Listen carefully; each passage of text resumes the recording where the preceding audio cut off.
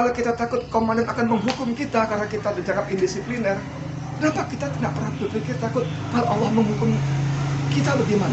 Kalau Allah menghukum saya bagaimana? Kenapa itu nggak terpikirkan gitu loh?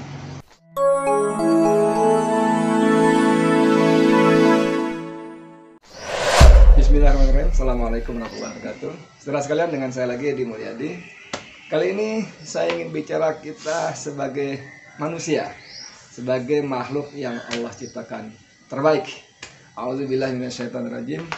Laqad khalaqnal insana fi ahsani taqwim. Dan sungguh telah kami ciptakan manusia dalam sebaik-baiknya bentuk.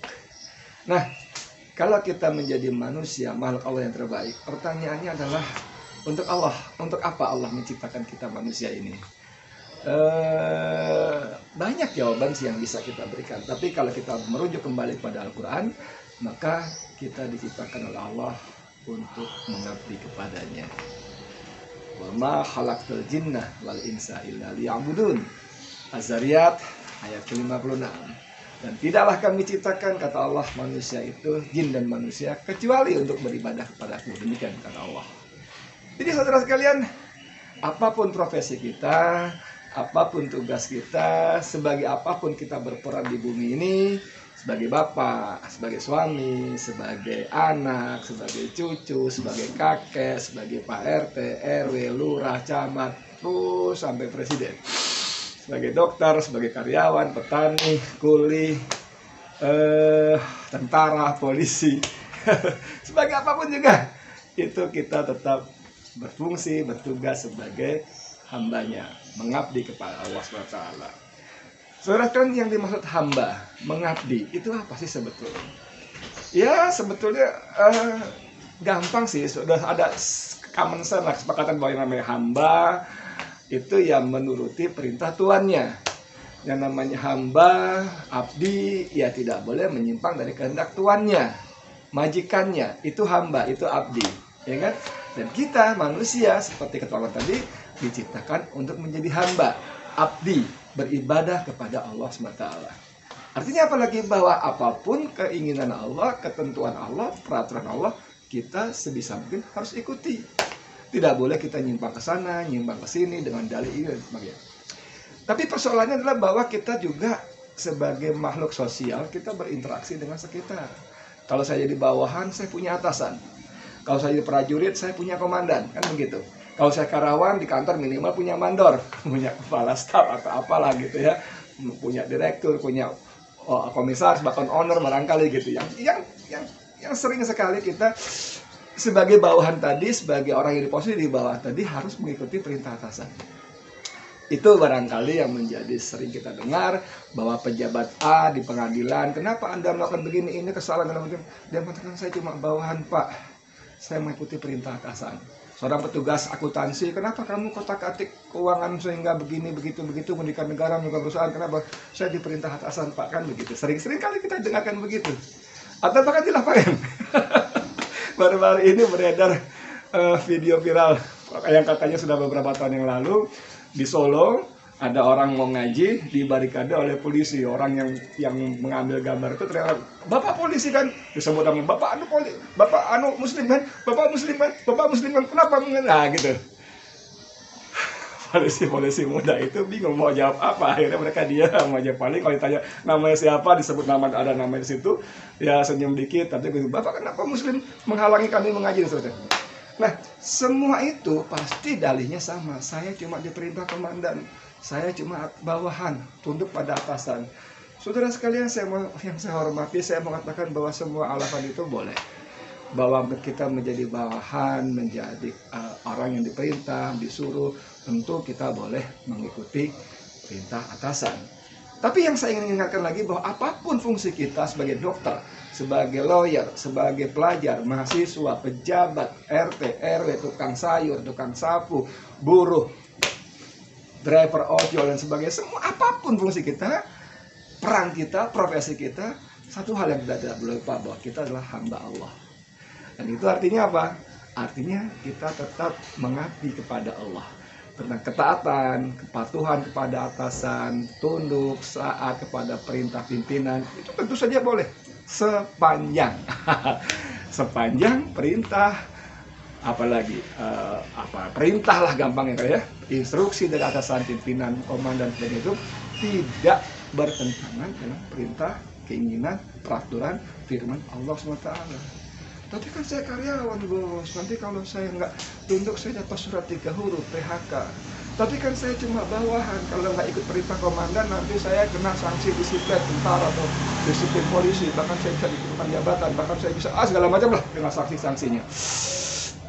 Tentu saja itu sangat mungkin terjadi. Tapi persoalannya saya ingin bertanya kepada kita semua, ayo.